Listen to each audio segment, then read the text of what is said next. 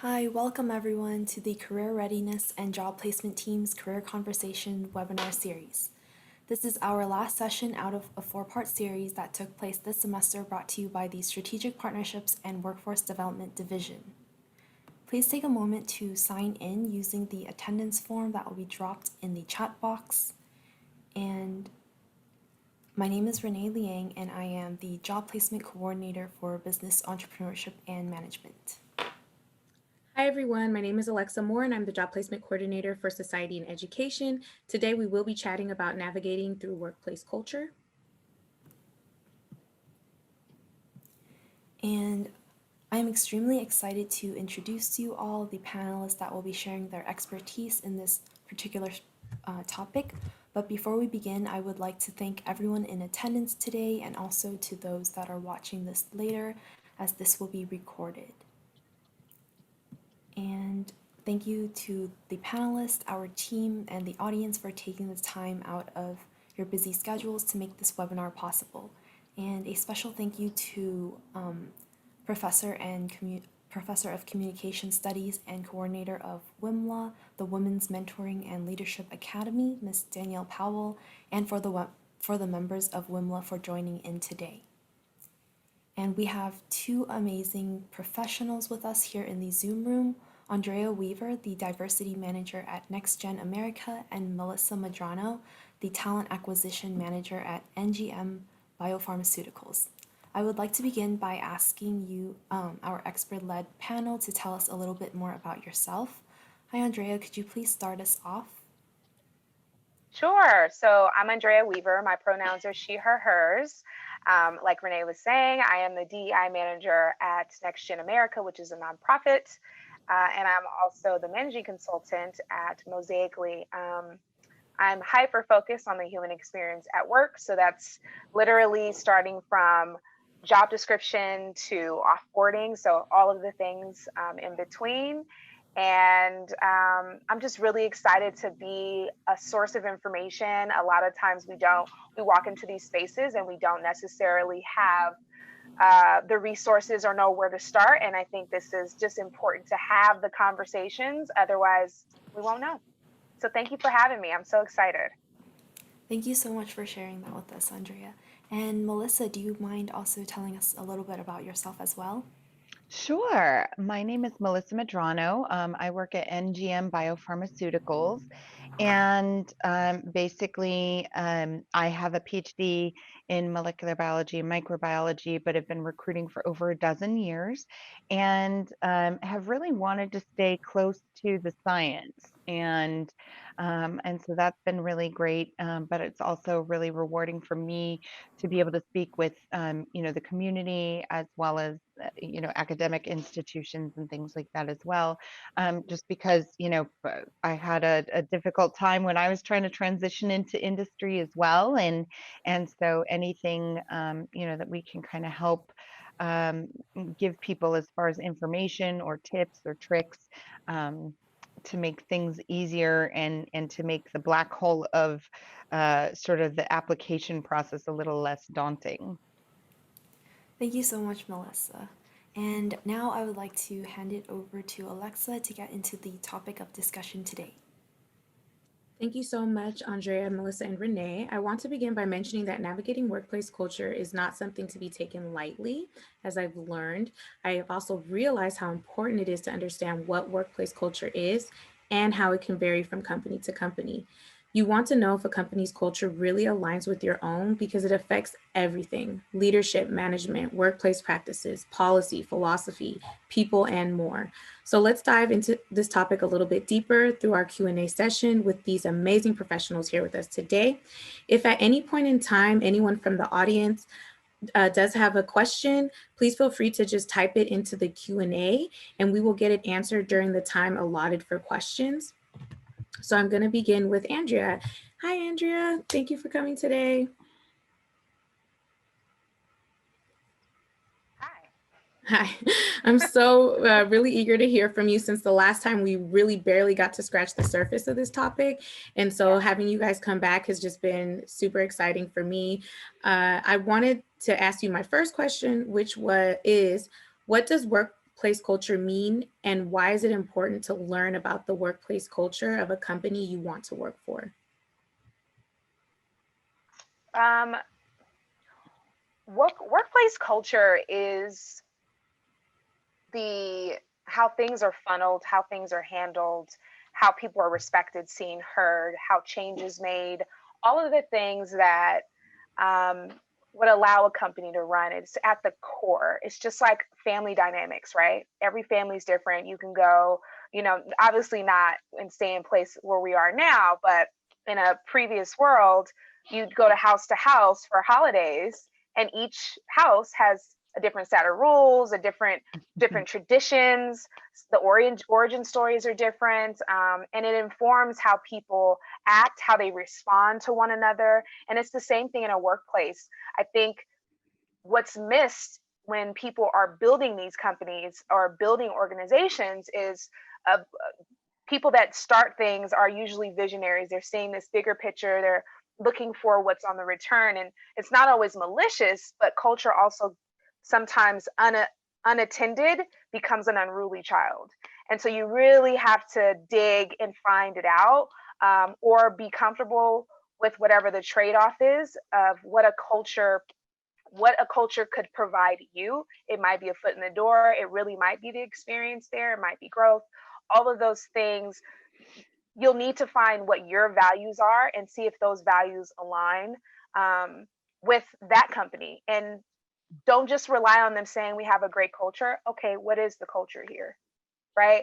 That's a real question that you'd be surprised folks don't answer, or don't answer properly, or you'll hear different answers, or you'll get lucky and everyone's like, yeah, we know we have, they're honest about culture, because we're talking about people. Human beings Mhm. are different and they change. Everyone's not happy all the time. So if that's the answer, it's like, I don't think so. Right? Like, is everybody really happy? Or do we have some areas that we're working on we want to continue to grow? Because again, human business, it is always going to be a space for folks to grow. And I think culture is at the center, whether people are tending to it or not, it's there. And you can find it out by asking those fact finding, easy questions. What's the culture here? Can you describe to me how culture has impacted the way you run business? What can I add to this culture? What are you guys looking to change going forward? Those are questions that can help inform you of the workplace environment you'll be in. And Yeah, super helpful. Yeah, thank you, Andrea. I love the analogy of the family piece and the and the unruly Yeah. child. That really, sets its tone to like really understand it a little further. But also just the importance that you can ask what the word, because I would have never have thought, is it okay for me to ask that type of question? So thank you so much for sharing that. Melissa, how are you doing? And welcome back. It's so happy that you could join us again. I'm happy to be here again too. No, I felt like this was a great conversation last time, and I'm really excited about this topic as well.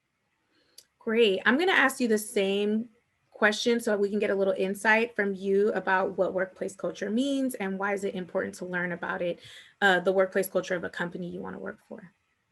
Yeah, I definitely think this is a huge piece um, to what makes people stay at a company long term, um, as well as it's becoming more and more a big deal for people to ask and learn more about workplace culture and things like that, because it really is everybody that I hire is agrees that we spend the most amount of time at work, almost more so than at home or with our families. And so you really need to feel comfortable being authentic, and feel comfortable voicing your opinions and your thoughts and stuff like that. And so it's a psychological safety kind of issue.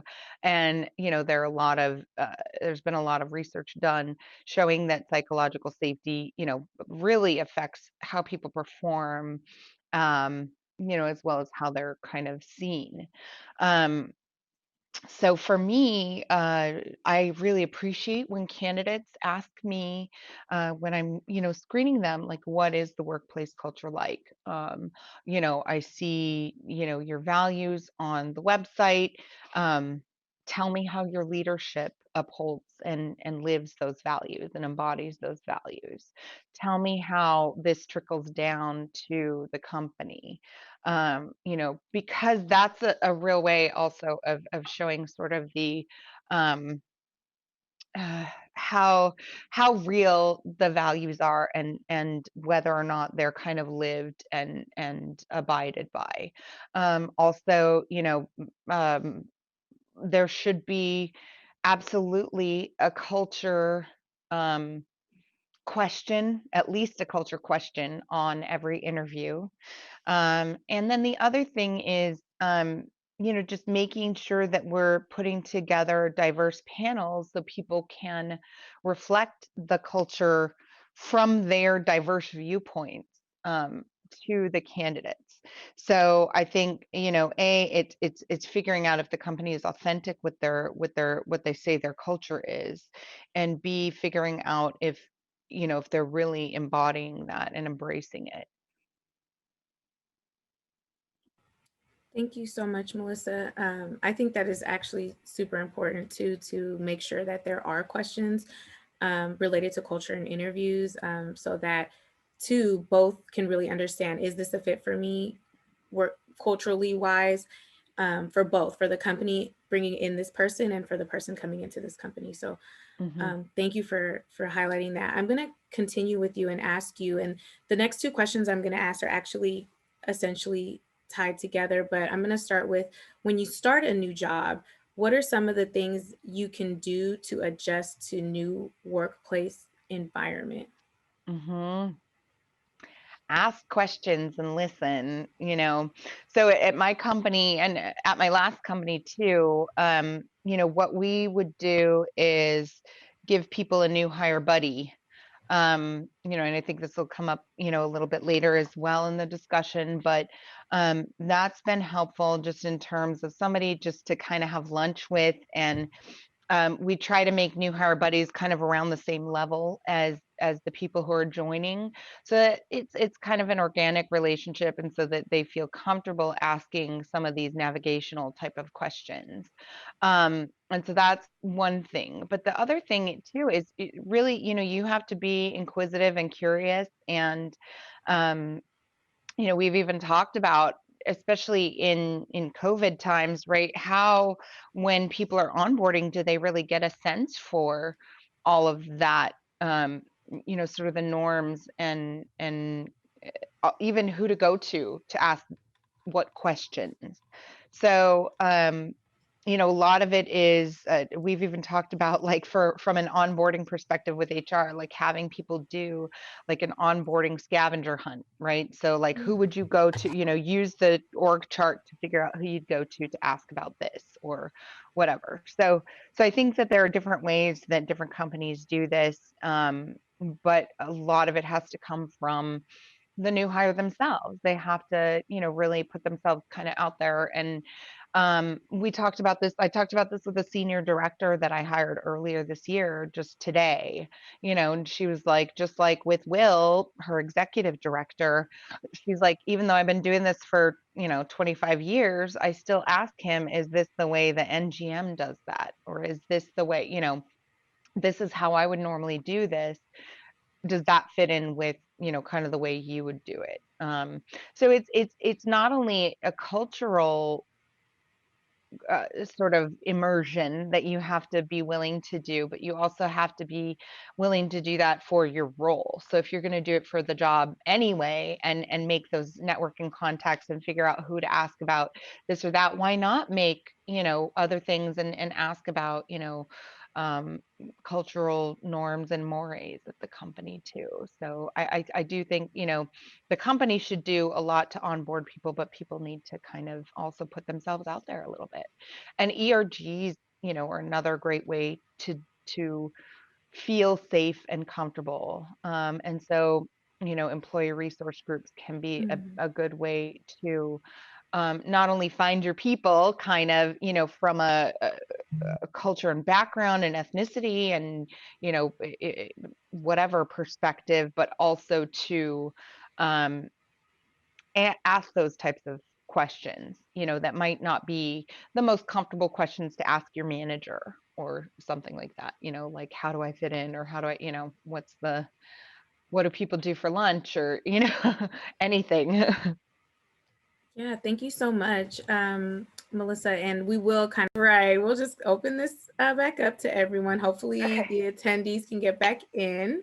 Yeah. And so I'm sorry, I was saying, Melissa, that the buddies you were speaking about, we definitely will talk a little bit more about those. And I wanted to get Andrea's perspective as well, in related to what you would do, or like if you're starting a new job, when you start a new job, what are some of the things that you can do to adjust to the new workplace environment? First thing I always do is read the employee handbook. That's the very first thing I do, because two things come out of it. One, it's all about CYA, right? Making sure you're doing the right things the way that you're supposed to. So no matter what company culture is, or who your managers are, or who your coworkers are, what the overall idea for the company is, what their values are, what their mission is, because all the work that you're doing, hopefully with a good developed company, not even good, a well-developed organization, their values, their mission and values, everything's funneled through that. And so it'll help inform you even more. I agree with what she was saying prior as well, taking some initiative. So when you're starting a new role, there's so much information that you can learn. So just immerse yourself. You have access to Drives and, Bamboo or Atlassian. These are all kind of like internal internet things that you can kind of search around, see what holidays are there, checking out that org structure, who you are supposed to go to or not, for things. Who your HR representative is, which is a huge thing in tech, because it could depend on region. It could really depend on what the situation is. And so in a pinch, you don't want to be frustrated and looking for something, right? And then also making sure that you know how not only you hold yourself accountable, but hold the company you work for accountable, right? To what they say they are going to do and why it's important to you, right? Something might change, and the whole reason you're there was the one thing, and then now you get there and it's not there. You need to know that, right?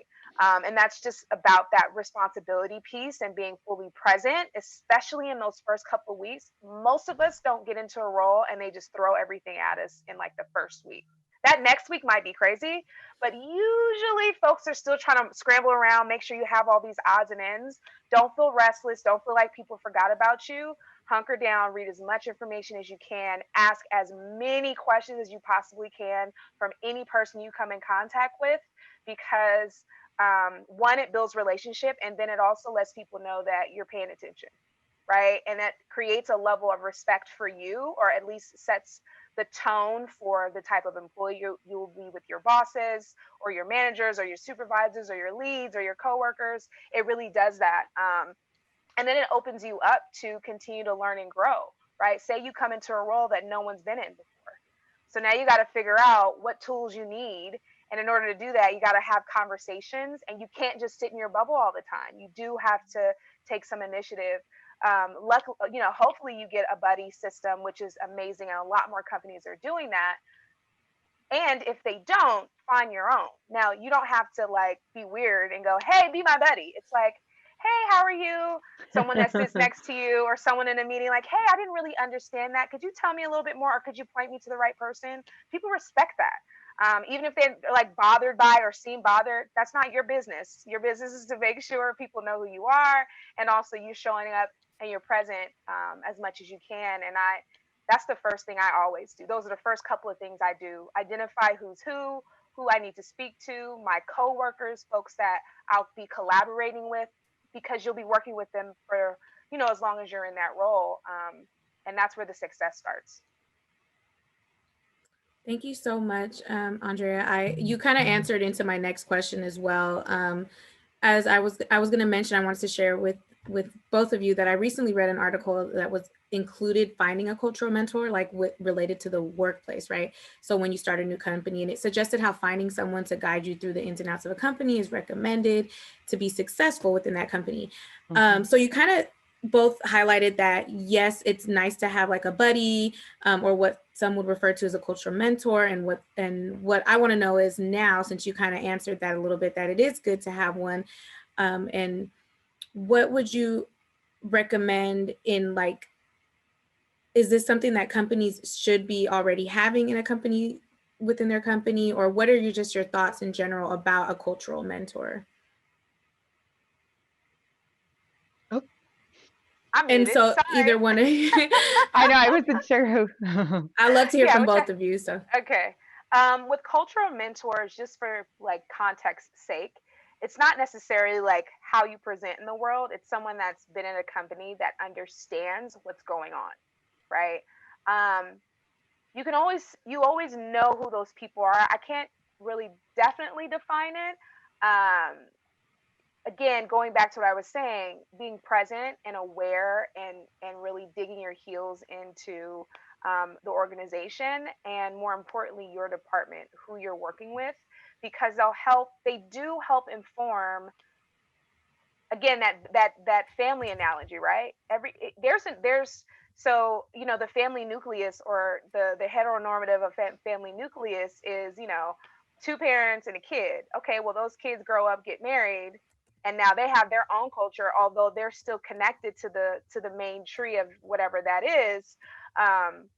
It doesn't mean that it's separate, but it's different. So what does that really mean? Even the difference between leveling, how company culture is for early in career to mid management folks is way different than VPs and above, right? So I think it is important because it varies, again, like I said, the leveling where you are in the organization, and sometimes it'll vary between department even. So having those folks or finding that person is important. I don't know that we can assign culture people, because I think it takes more than one person. Hmm.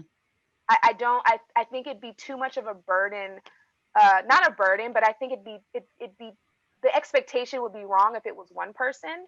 I think that's why even what Michelle was saying earlier was making sure you are reaching out and doing your own due diligence to kind of get a good, well-rounded sense of it all.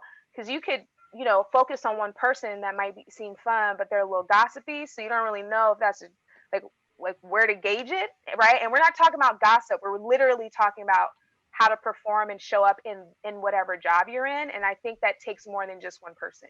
It's all of the things. Long of the short, yes, but it's bigger than just one person. Right. Thank you. And I agree. And it can kind of be a disservice, you could say, right? Because that one person might not have all the information that they need. Right. And not one person has all the information. Right. Melissa, did you want to add anything? I'm sorry, Melissa. I called you Michelle. I'm No so worry. sorry. Oh no, everybody calls me that if they can't place my name right away. And so I'm so I sorry. honestly, no, I don't even, it doesn't faze me. Yeah, so I think, you know, one of the things we've been talking about doing at my company is putting together like a culture team. And then those folks will be kind of informed about, um, you know, sort of what we want to share with people as far as our cultural, things, but also that way we can have specific culture people on, on the interviews as well without burdening, one person too much.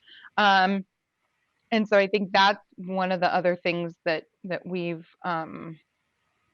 started to talk about. But definitely it's not a proscribed type of thing, but I do think that I do think that it's great when companies, because onboarding, so talent acquisition, and we're always talking about making sure that candidates have a great interview process and how to do that and how to make that happen. Um, but I also think that a great onboarding process is really necessary as well in order to really get people kind of embedded in the organization, as well as telling them, okay, here are the people that you can ask about this, or here's the culture team or whatever too. So I definitely think that there are a lot of different ways that people can approach this, but it's also it is an important thing for companies to be thinking about, as well as the candidates when they're sussing out the companies that they'd like to work at. Thank you so much for both of you guys giving information on that.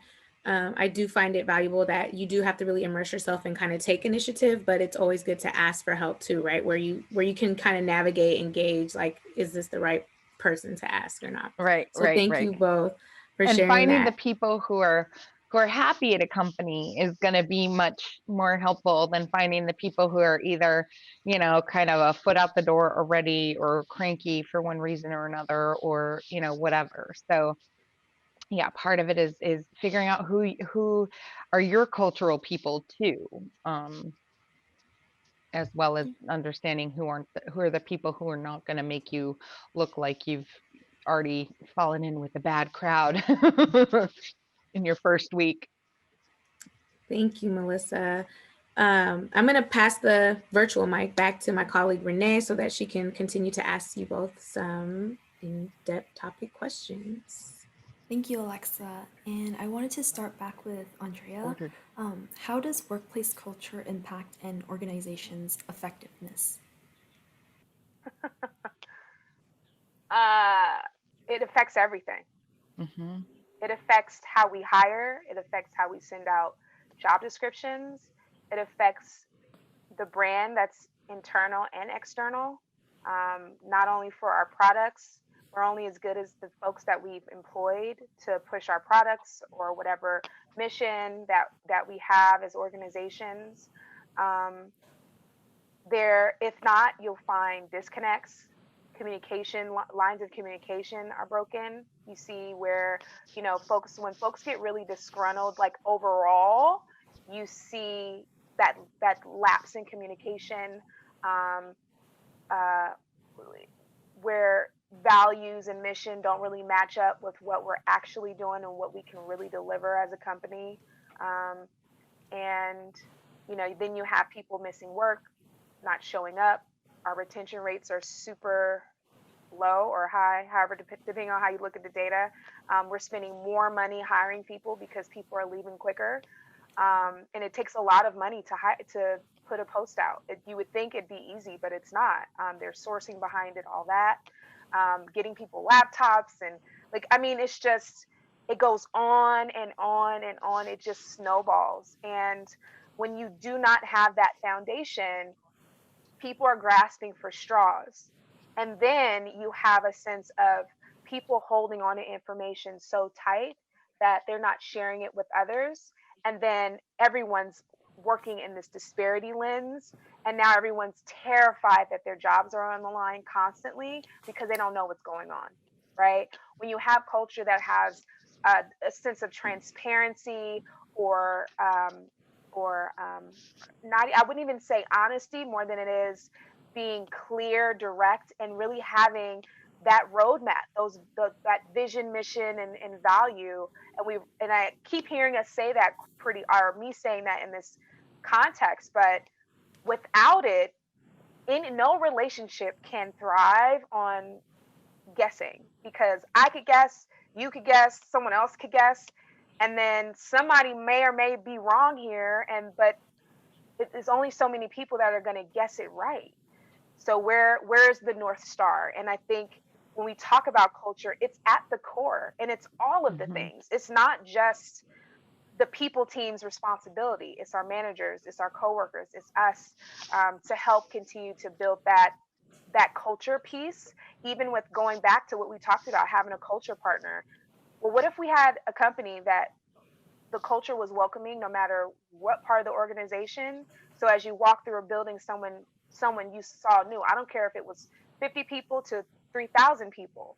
Folks just readily wanted to get to know people that they see walking around. Wouldn't that be a better place to work? Right? Would I feel more inclined to ask the questions, or would I be in fear of my job because no one speaks to me and I'm not really sure what I'm supposed to do? Right?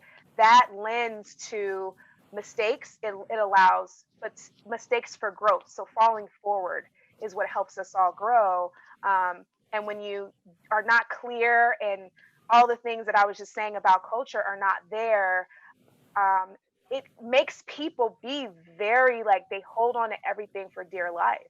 Mhm. And it's because, especially, working people with kids and you got to pay bills and being a grown up. I mean, honestly, like I'd like my money back. Like it's just like, it's those pressures. And then you come to work and you're not sure what's what. So you don't know if you're going to get fired or not. I'm not too busy. That person looks busy. I'm not busy. Well, but they're doing these things, or they have some click linked up with the manager. And like, it's like, what are we doing? And it's nerve wracking. Right. And I'm super passionate about making sure we do it from top to bottom. And again, that experience, yes, lands on the organization to hopefully build those programs out to help develop it.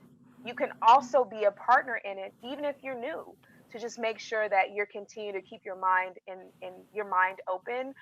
But that culture piece is super key. I have been in organizations where I would walk past someone's desk as the only Black woman in the office and he handed me his trash. No one said a word. But that was the indication of the environment. This person terrorized other people all the time. And then I came in and I was like, absolutely not. And so then it was like, wait, what? You could say no? Yeah, you can say no. Like, you don't have to be treated that way, right? Uh, and then you start to see things change, and then it was more of an airy environment. People were more willing to collaborate, and it didn't seem like scared to walk to your desk. And like, it's everything. I cannot stress it enough. It is everything, and we all have a part to play. That's the most important part. It's not just on the company, it's also on us to not only be a part and add to that culture, but to help create it, to help it grow, and call out stuff that's not right. So that's my answer for that one. Thank you so much, Andrea, and for sharing all of that. I think I agree. It's really important to like speak up, and even if it's not for like yourself, but for someone else that you're working with, just creating Mhm. that, because they're part of like your community that you're working with, and you want to build that community so that it grows into something positive and That's um, exactly it. Community. yes. That's the key. If we could switch the word out culture for anything else, Yeah. it's community. And like Melissa said, we spend more time working than we do with our families. That's our community, whether you like it or not. So you might as well work somewhere that you can at least try and be a part of that community. Mhm. Yes, thank you so much for sharing that with us. Mhm. And Melissa, do you also want to add on to how you think the workplace culture impacts the organization's effectiveness? Yeah, no, I definitely agree with everything Andrea said. And also, I just think that's again why it's so important that people kind of look up and research the core values of the company before they go in and ask, ask the HR person or the recruiter about that, and make sure that you're comfortable with the culture of the company um, before you join. Um, and the core values are a really good sort of lodestone for that. And how comfortable the recruiter is in talking about things like that, and talking about culture. Or if you're interviewing with people and on the video conference calls, people have that kind of help me look in their eyes. You don't want to, that's not a place you want to go. But it's also, it's one of those things where sometimes, like at my last company, I almost didn't realize how difficult the culture could be until I got to a much different company culturally. Um, and so my company now really values, work-life balance, um, making sure that everybody has enough sort of support, both administratively as well as even, with just kind of across the board. And so, and it was one of those things where, they sent out my intro the day before I showed up, and I walked in and everybody was like, "Hi, Melissa," I'm like, "Hi, how's it going?" And it was such a friendly, just such a great environment that, it feels, you can, right, you kind of feel the excitement and the productivity, and you feel it from the leadership on down, because leadership took time to meet with me when I first joined, and took time to get to know me and to share with me information about their groups and stuff too. So it's got to be, it does affect every ounce. And that's why, the Netflix study and stuff like that, right? It's not only about um, diversity, because diversity, of course, helps us with culture and helps us all understand each other from different backgrounds and different walks of life and different places and things like that. But it's also a situation where, um, if the leadership sort of puts themselves out there as well, that makes a huge, huge difference. And some companies, you're just not going to get that. Um, and so that's important to know too, because it's also important to know what makes everybody kind of tick, and what motivates them. Um, yeah, so I'd say core values, before you even get into the discussions with people, make sure, you're doing your homework on the company, and take things like Glassdoor feedback with a grain of salt. Because companies change and evolve and grow.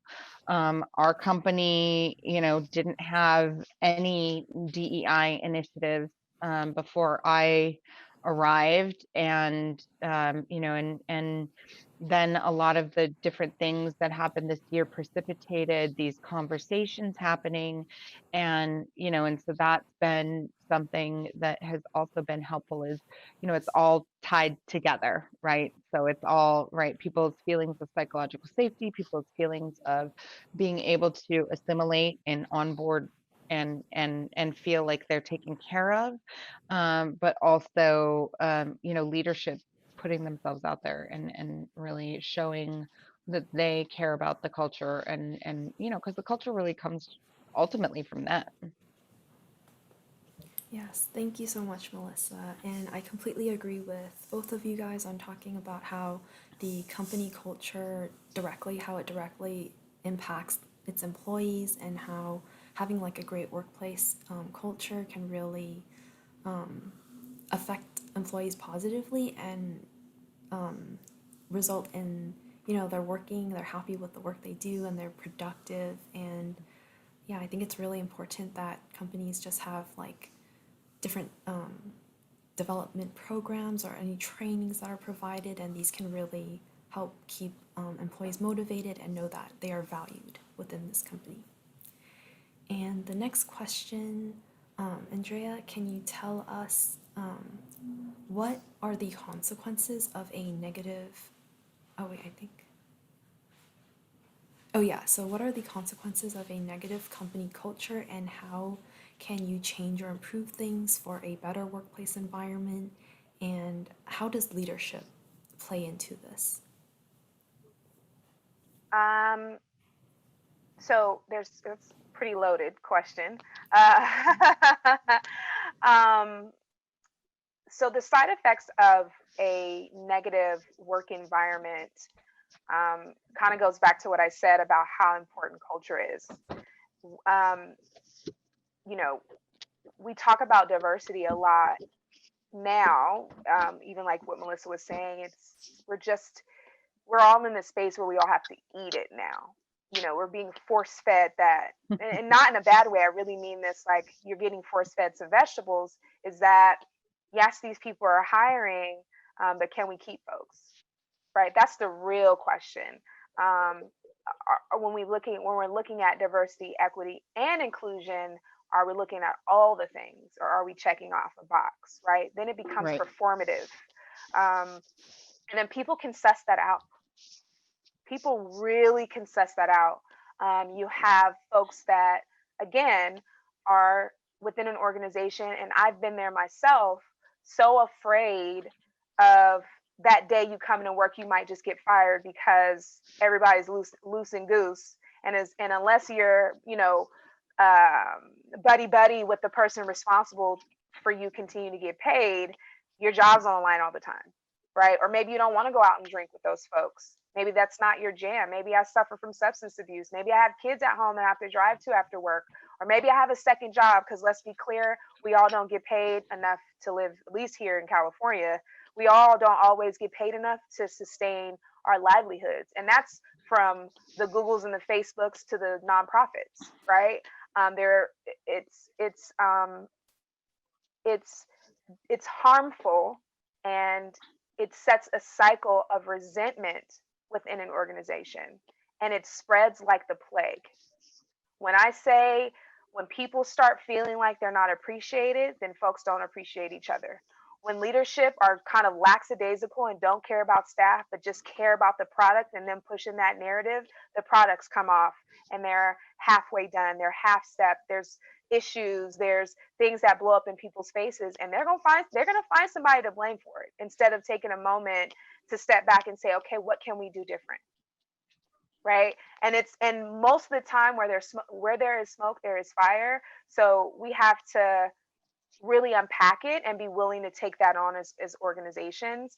If not, it will just implode. It's like anything Mhm. else, right? I mean, I might be dating myself, but if you've ever seen Mean Girls, it was just this one person infiltrating this group of girls that just, but it was already messed up. All she did was exacerbate it.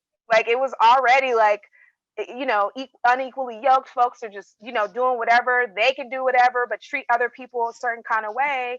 And then it kind of imploded, right? And that's kind of the same example with corporations or organizations, period. I don't care if you're volunteering.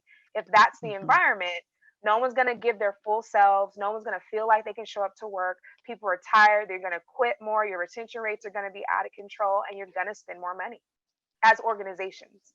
How you change it, you make sure you add value no matter what. You may not be able to change the narrative, but you can focus on how you add value and how you can get value out of that situation, good or bad. The worst situations, you stay as long as you can until you get your next thing. But you know, there's everybody has a role to play, and you may not be standing on a podium and saying, hey, we need to make this change, but you might be the person in the room that doesn't allow another person to overtalk someone in a meeting. You may be the person that noticed that this person worked hard on this and someone took credit, and you raise your hand and say, oh, I thought so and so was working on that. Oh, I forgot to mention him. Oh, okay, yeah, because I know we were working on this one piece. I know that they were working on, right? It's We all have a role to play, and I'm also an activist, so that's one of the things that I tell folks all the time. What you see in these movements, whether it's at work, at home, or whatever, these big moments, there's so many little things that happened, the small things over time, to give us these big moments. So let's not forget that if you just decided one day a week that you were going to make it your business to speak to one person, you might change one person's life just by doing that versus never doing anything. And I think that's kind of like that adding value piece, bringing yourself, your value, knowing where your values stand, knowing your own core values, whether they have them or not, is going to continue to propel you, because you don't have to stay there, but we all have to pay bills. And so you got to find where your happy medium is, because one, your mental health and your mental safety is number one. And number two, um, don't forget who you are and get lost in office politics and drama. Stay free and clear of that. Focus on what you need, whether it's growth. I mean, we talked about this in our last one, but whether it's growth or a promotion or whatever that looks like, focus on that, work on that, and make sure you can network where you can. Thank you so much for sharing all of that information with us. And Sure. Melissa, I know you touched base on this in the last question in your response, but is there anything else you would also like to add? Yeah, no, I just think it's, it's just helpful, I think, to find also, if you're at a company, or join a company or find yourself in a place where you don't have those groups of like-minded people or whatever, try to find them and make your own book club or whatever it is that you need to do to find that cultural group that will give you that safety and that ability to talk about things in a safe space. And that's really what the ERGs are about is making people feel culturally and psychologically safe to discuss things that they see that need to be addressed at a company. Or, and also there's an element of course giving back to the community and stuff like that. But yeah, I think it, it does affect everything. And and yeah, it's tough to make a move. But hopefully, people, I think every company should do what, my last company did, and even this current company, you know, keep sending out the annual or every other year surveys, and, you know, they'll get the answers that, if it's a private survey or anonymous survey, at least they'll get the answers to the questions that, you know, do we have a good culture, or what do we need to work on? What do we need to launch in order to make sure that people feel good about being here? Community. Again, that word Yep. comes right back up. Finding community, building community, um, and those relationships um, are everything. So just as a quick example, when I got to this company, you know, there was a boot camp that went on. And so I pestered the person until I got added to the list. And now I lead the boot camp because she left. And I inherited it, but that's great because it keeps me motivated. But, with the same thing with, we had very organic and grassroots kind of conversations that all came up with, George Floyd and everything else that happened this year. And so it's just finding the like-minded humans who feel passionately and strongly about the same things you do, and speaking them out, whether it's having lunch with them or forming ERGs or a book club or whatever. Yes, thank you so much. I can't wait for um, all of us to be able to maybe work like in an office and then meet Right. each other and then really join See the this. site. Yes. Yeah, I know. That's one of the harder things too, is just, in times like these, right? Onboarding is especially difficult because you're not getting that face time with people. But we've had, even some groups do some outdoor, we have like a nice little patio where my building is. And so we've had some people doing some, especially because all the lab people are still going into work. So they've been having little, socially distanced gatherings and stuff like that, just because I know, it's hard for all of us not being in person. Yeah, that sounds fun. And Yeah. then, yeah, as you all mentioned, like leadership, everything plays like a big role also on the workplace culture. Um, I think now I would like to pass it back to Alexa to ask the next questions.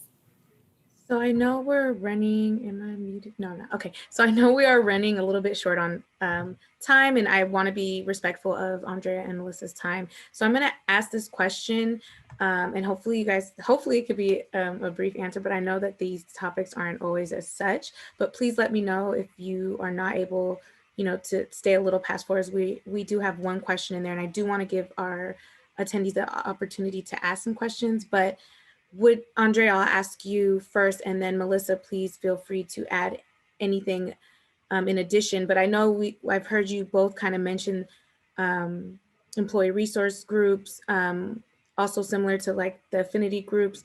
Do you feel that these type of groups are an essential component of a workplace? And if so, like why or why not?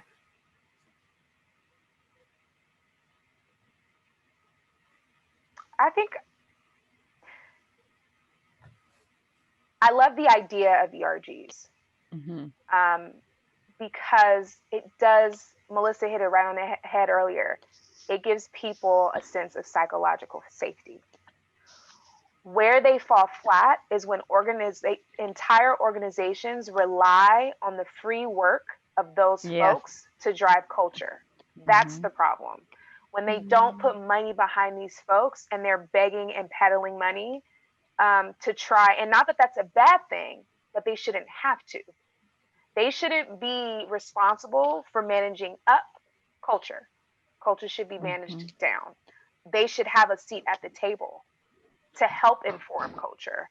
I've grown several ERGs. I've done it on a global status, and it is a nightmare when you do not have leadership behind you. And I'm not talking about just publicly saying, yes, we're behind our ERGs. That's great. Money makes things move. So let's talk about a budget. Let's talk about a staffed person to help facilitate and project manage the things that ERGs want to do. Mhm. It's not Mhm. fair to have staff be passionate about something and then either one, not get paid for it, or not even recognized. It doesn't Right. come up in certain organizations. It doesn't come up on their employee employee reviews. I mean, there's ERG presidents that are like blowing it up, and it never comes up in their regular reviews, and they're amazing in this space. They'll even use these people's likeness on their websites, and it still is not recognized. So I'm all for employee resource groups, affinity groups. They call them business professional groups. They call them leadership groups. Whatever the groups are that are staff run or organized are great. And I think it does bring so much to an organization. It needs to be, I use this analogy and I'll let Melissa get this. One thing, if you look at a piece of binder paper, right? There's lines on each side, all the way across, and then you have the lines, horizontal, vertical. Uh, the margins, diversity, equity, inclusion are often in the margins where all the other stuff is going on. When Mhm. we can't function like that. The reason why DEI departments exist is because they're still in the margins. And so ERGs are sometimes looked at as just something extra when this is the staff that is keeping your company rolling. The attention, if we're going to have them, they need to get the support that they need. And they should not be responsible for managing culture at an organization. They should not be solely responsible. They should Mhm. have a seat at the table. They should be a part of the communication. They should have eyes on whatever communications that come out, sure. But relying on them solely for the purpose of an organization not doing the work and asking those people to do it for free, I'm not about that. Thank Totally. you. I love that. I actually and wouldn't have never thought about that, to think that the people running these organizations, I would think that would be the company and have a budget. And a lot of times it seems like it's not, right? That it's Most our times. community working Mhm. extra in addition. So thank you for sharing that. And I'm so happy I asked, even though I know we're pressed for time. But Melissa, please let me know if there's anything else you want to add to Yeah, the just briefly, groups. totally agree. At my last company, when they did do the survey and they knew we needed the ERGs and stuff, not only did they make sure that they had executive volunteer sponsors, because you don't want to cram it down anybody's throat. And these volunteers that they got, the executive sponsors, were all about it.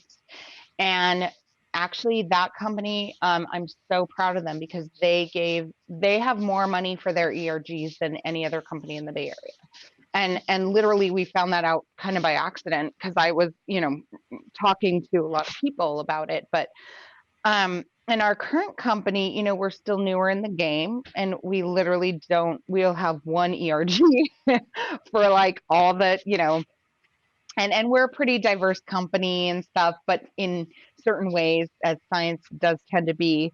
But it's one of those things where, yeah, we have support of the executive team, which is really important. We're a pre-commercial company, so we can't really give our investors money to any of these, volunteer kind of groups. But yeah, absolutely. I was on a training or read an article or something that they're like committees and volunteer groups are, companies' ways of essentially not having to pay money to get work out of people. And so they do need to be, either giving people time off or allowing them to put that in their goals. And so like in my company and my last company, we can put it in our goals and all that stuff too. So yeah, it's really important also to understand kind of what the foundation is for, because it's if you want to slap some DEI initiatives into a company, you can do that, but people are going to know that that's a sort of a saran wrap kind of a oh Absolutely. yeah, you gotta put your money where your mouth is and put your executives where the promise is. Thank you both so very much. Thank you, Melissa. Thank you, Andrea, for sharing this invaluable knowledge that can really benefit so many people. I've learned so much today that I didn't know, and I probably would have never really considered if I never asked these questions or even heard about the topic. So I'm really grateful and appreciative of that, of you both taking time out to be here today. And I hope everyone here live was able to gain some insight as well. And anyone who watches this video later on, the recording, that will help them as they continue to navigate their own workplace culture in their own career journeys. So thank you again so much. Now we're going to have time for an audience questions. If both of you ladies still have time, I think we have Yeah. one question so far, and I'll let Renee Yeah. go ahead and ask. Thank you. So we do have one question in the chat, which I will read. It says, thank you for all the tips of how to learn about the culture and importance of having a good culture at the workplace. I'm wondering if there is any suggestion for anyone who doesn't feel safe to address an issue to the management. And I would say, oh yes, you can go ahead, Melissa. I would just say, HR is a good place to take these types of things. But again, it's all about how good your HR team is and how embedded they are with leadership and how open the leadership is to these types of pieces of feedback. So at a lot of companies, there's not just HR, there's also ER, but there's usually like an escalation process. So if you take something to HR and they feel like it's a liability, then they're going to escalate it to ER, and then you'll get, asked a lot of questions and maybe talk to some attorneys or something, depending on how big the issue is. And so I've been through that. It's not super fun. It's, you feel unsafe sometimes bringing stuff to an HR department, depending on how well you know them. But also, I think that there are, at a lot of companies, they also have concern EAP in a couple of other like areas that you can go if you're having issues at work and stuff like that. But it's more kind of helping you manage through it and deal with it, kind of in a counseling type of way. So it does get challenging. That's a really important question because yeah, it's it does affect potentially your job. So I would say, at least HR has to keep it confidential. And so if you decide not to escalate it with HR, if you go through kind of all the you know possibilities that would come out of that and decide not to escalate, then they'll kind of keep it close to the vest, but it does eventually come out. So that's one thing. But yeah, it's also just kind of working through it, with your team, you know.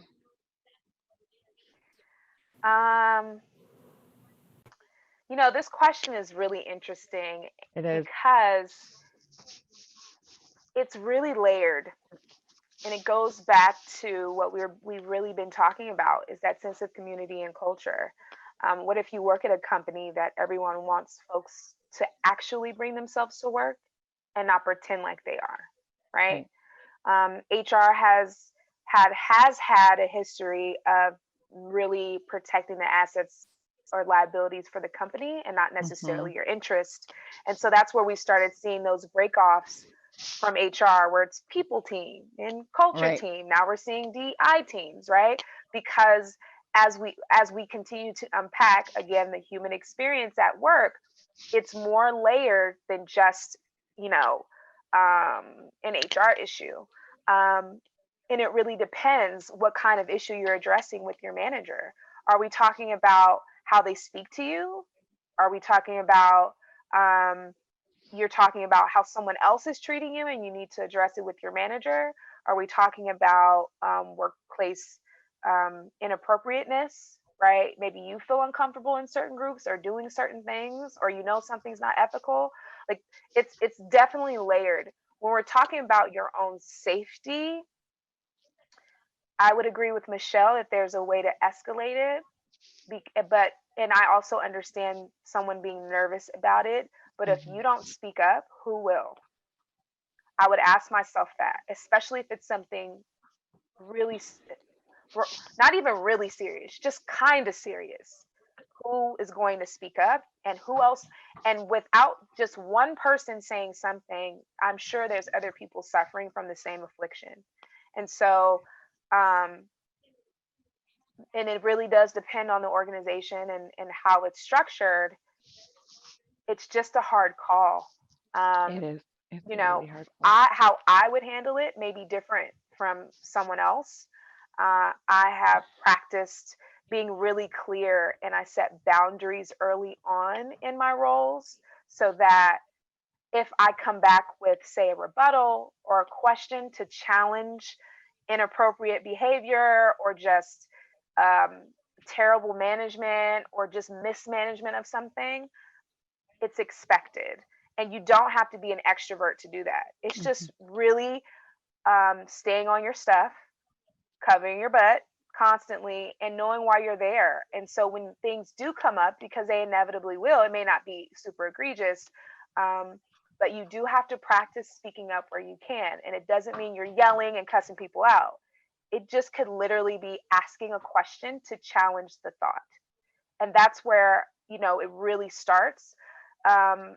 Example, someone said, I was working with someone that was managing executive recruiting, and took me to the side. We were talking about some stuff, and he was like, yeah, I just want to make sure, you know, I see you smile more. You're never smiling at work. And I said, huh, is that in my job description? Right? Like, I don't think you would. In my mind, I'm like, I know you wouldn't say that to a man or someone else, right? And I didn't mean it that way. No, it's fine. I just wanted to like ask, do you smile a lot, or like how does that work? Right? Like it's and it's not even to be snarky, but you can ask questions that aren't necessarily. I think asking questions is the easiest way. If you're not super, it's kind of passive aggressive, but whatever, you got to get it out. So, but then if it's literally like safety stuff, you got to go to HR. You got to go. And if nothing else, to make a record of it. Exactly. And they will, if there is a liability issue, they will get rid of that person. And I've been through the whole 9, and it's not fun, but I couldn't watch what was happening anymore.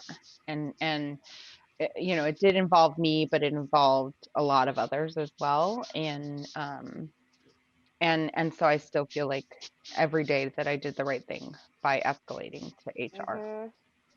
I love, Andrea, your example of the smiling, because that's in that you ask the question. Women of it get because told that I get told that on the street all the time. Smile! Actually, my first job that was in my like review, like I wasn't smiling enough. And I didn't think to ask the question, like, am I supposed to be like, do I just walk around Right? like How this is all that day? part of my review? But I didn't think about it, and I didn't think to ask those questions. And it was my first job, so I was young, but it was just Right. in my head, I thought about it. But it's empowering, right? To hear like you can ask these questions, like what does me smiling have anything to do with how Nothing. efficiently I'm doing my job? Mhm.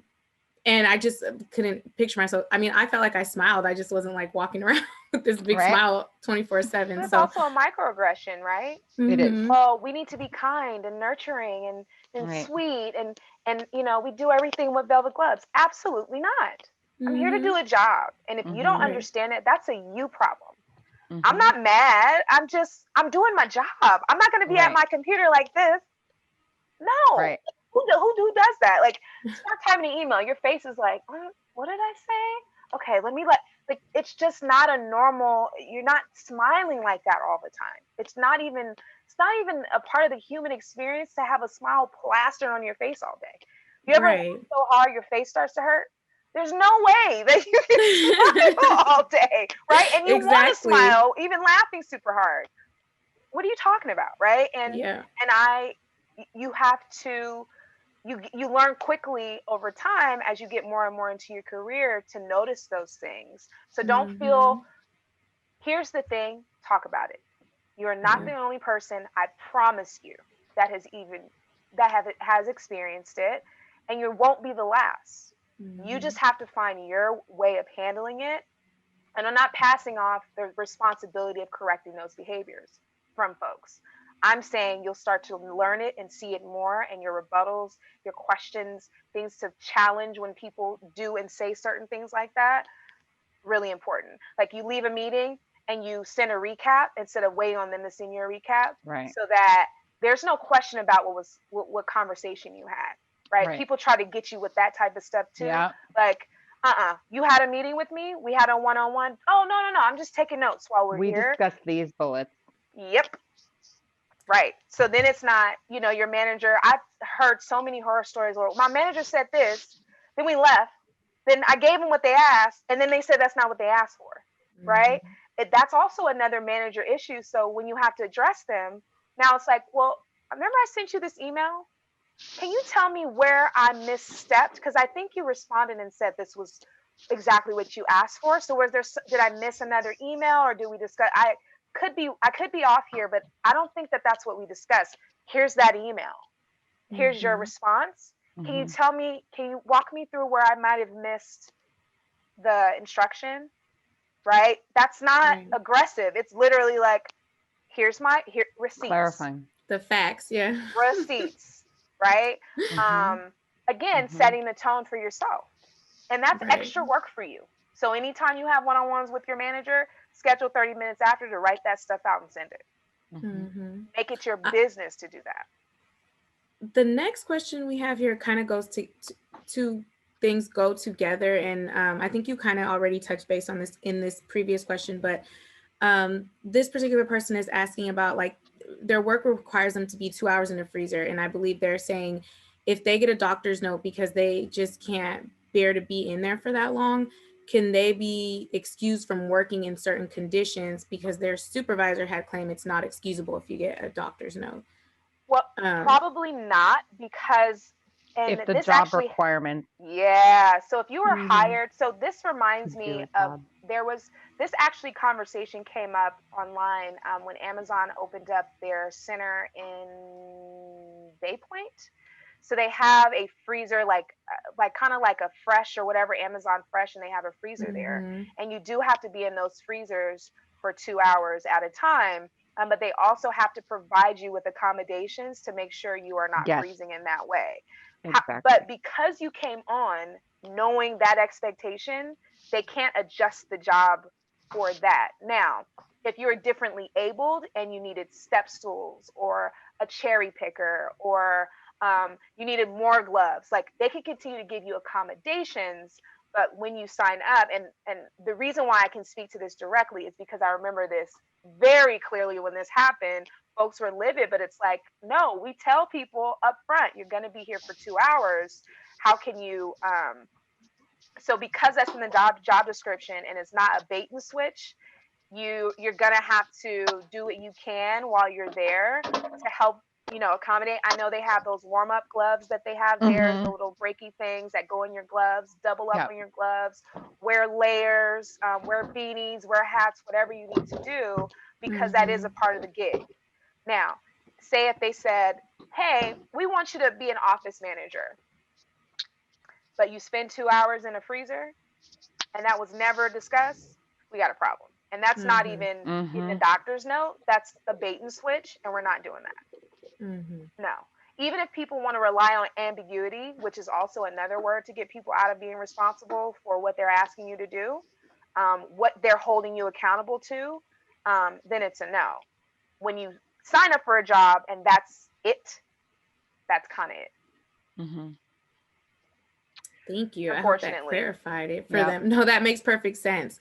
And it's The like in grad school, I didn't know what I was signing up for, that I'd be working late nights in the freezer, purifying proteins at 11 o'clock at night with a parka on and gloves on. But that's also where, if you already know you have, because like some people have circulation issues or whatever. So if certain people know something like that, then yeah, they need to make accommodations, or you just know for the future role, like protein purification always happens in the cold room, and um, cell culture is a little warmer sometimes.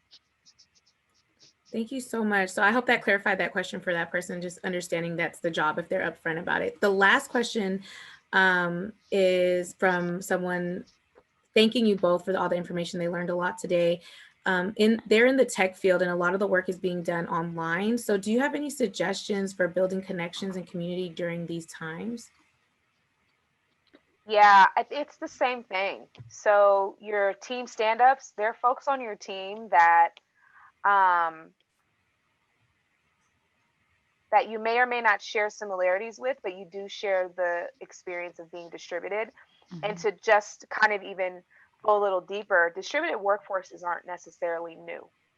I had a company that my entire management team was in Austin, and we managed to come together and engage. Um, and it's about creating those spaces or finding it. If they have Slack, I guarantee you there's some random Slack group, whether it's Yep. kids, whether it's funny memes, whether it's There are usually they're tons. somewhere in there, and you just need to find them, and then just link up with people like, hey, you want to just have like a quick coffee, let's have like just like a rant about work. Or you finish, if you're in engineering, people do sprints, and at the end of sprints they're usually like unpacking whatever, and just having those one-off conversations and just asking like, would you mind chatting with me just for 30 minutes, just so you can start to get to know the folks in the room, right? You're not in the room anymore, but you can still exercise that option. Slack, there's another thing. Oh, yeah. I mean, ERUs Donut. are still active. There it is. Donut. Donut. Yes, Yeah. that's what Yeah. it's called. It's a Slack feature where you go in, put your name, and it automatically links you up with folks for coffee.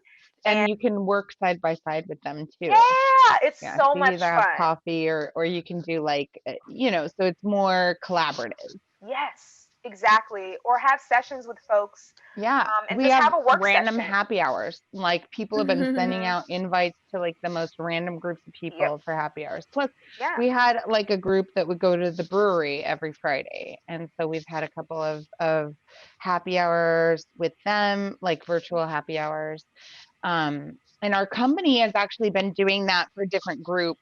They've been sending like a DoorDash coupon, and Yeah. then we've been doing group happy hours, or like they did like there was a local place that does like wine tastings, and they send you little bottles of the wine, and Yeah. then you get on with the guys who own the winery, or the what bottlery, and you Hmm. and your team do the tasting, and also get to hang out and stuff too. So Hmm. there's a lot of different things that you can do, and I've just been doing random happy hours with friends, or things like that as well. I know Yeah. we've yeah. you can do virtual movie times now with Yeah, Netflix. We can all watch the same thing. There's virtual right. games that we could play.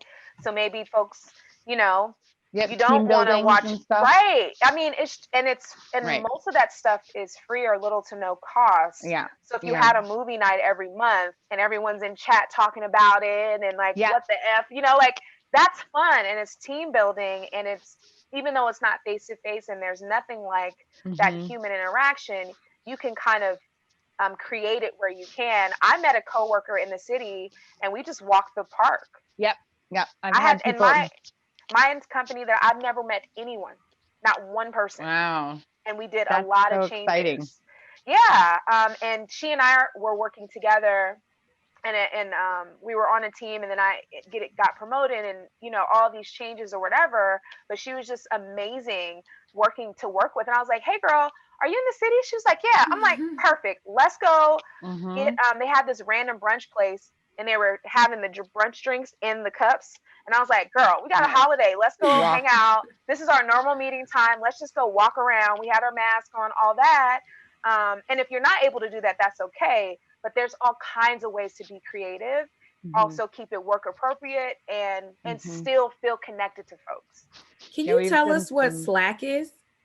Someone was mentioning the virtual collaboration and mentioned Slack, and they would like to introduce it to their friends. It's like a talk channel. It's a It's like just a messenger. chat. Yeah, like Messenger. To Messenger. Mhm. Yes. Uh-huh. Sorry, But I it's introduced that to Great heavily used question. in the tech field. So like for Yes. me, we use it less in biopharma, but we're starting to. But definitely in tech, everybody's on 50 different Slack channel conversations with, Yes. and you can join them online, with random groups or with your company or whatever too. Mhm. Cool. Yes. Yeah. So. Mhm. Thank you so much for answering all of those questions. And if there's any other questions, we will try to get them answered. You can email us. We're gonna put our contact information in the chat box. But first, since we are coming close to the end of the session, I would like to again thank our panelists, Andrea and Melissa, for taking time out of your busy schedules to share your expertise, your knowledge, and insight with all of us here today. And another big shout out to the career readiness and job placement team and the audience. And we understand that we are living in some challenging times, but we will continue to do our best to provide opportunities for you to feel empowered and confident about your career development. And this session is recorded and will be uploaded onto our website. Please visit our website at skylinecollege.edu/career center, and you can feel free to email us at landyourdreamjob@gmail.com, and both will be dropped into the chat box, and you can let us know your career needs. And on behalf of the Career Readiness and Job Placement team, we wish you all a safe and healthy new year. And thank you, everyone. Have a lovely rest of your evening. Bye-bye. Thank you guys all Thank so you, much. ladies. Yeah, Have a good thanks so one. much. Have a great evening. You Bye. too. Thank you. Bye. Bye.